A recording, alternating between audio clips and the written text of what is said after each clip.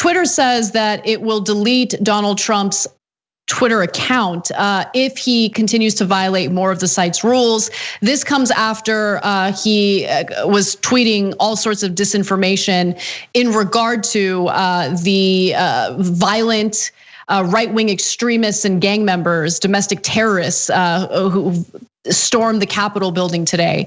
Now I don't have the tweets in front of me. His account has been suspended, meaning if you go to his account at this very moment as we're doing this story, you won't be able to because Twitter has taken it down. But my understanding is that this suspension will lock his account for 12 hours following the removal of earlier offending tweets.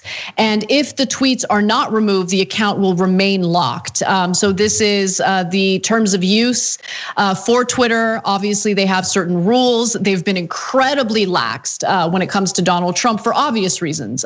Whether we like it or not, he's the president. And even if he tweets things that we find deeply offensive, or if he tweets disinformation, which he certainly does, it's important to know that and be able to make informed decisions about him at the ballot box, which Americans did. But look, I don't know what the answer is, John, because I am worried about censorship. That is a very real problem. And historically in this country, it is the left wing that ends up getting censored the most, excuse me. But there needs to be a solution to this rapid spread of right-wing fascistic propaganda. There has to be some sort of solution. It's a real problem. And by the way, it's not just Twitter. I mean, what do you do about the OANNs of the world? Yeah, personally, I don't watch as much as I used to. That's my solution. Still a little bit. I like to mix it up, but not too much.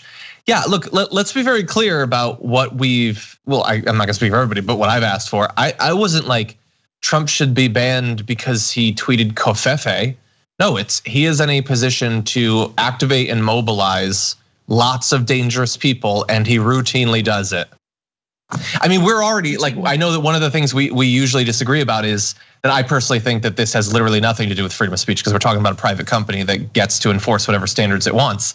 But even if that wasn't what we're talking about, he is inspiring violence on an incredible, like repetitively and very predictably. You can draw the lines very clearly, and there's no requirement that Twitter needs to be an accomplice to insurrection against the US government. Like that's not a thing that's required of them. Yeah, so I guess nothing is gonna be done. Like if the standard is drawn as that this is what it would take, I like to believe that no politician will ever reach this point again, which means that anything they do, anything future President Cruz or whoever does is probably going to be allowed by Twitter.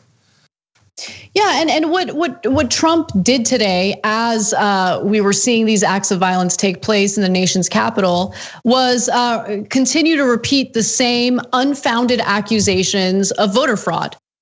So on one hand, he pretended like he was messaging, peace to these people, but in reality, you read the entirety of his statements, and what he was doing was egging them on.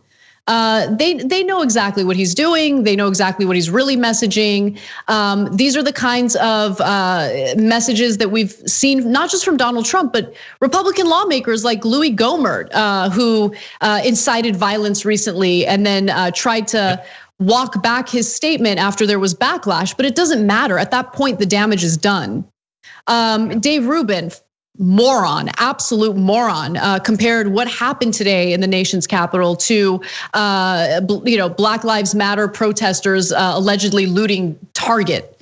And of course, the right wing heathens like Dave Rubin love to pretend as though legitimate protesters who are part of the Black Lives Matter movement are the same as looters and vandals who decided to take advantage of those protests to carry out criminal acts. But everyone who stormed the Capitol today, that was the point. That was the point. Yep. Right? The point of Black Lives Matter wasn't to vandalize and loot. There was a message there that is legitimate, not was legitimate, is legitimate.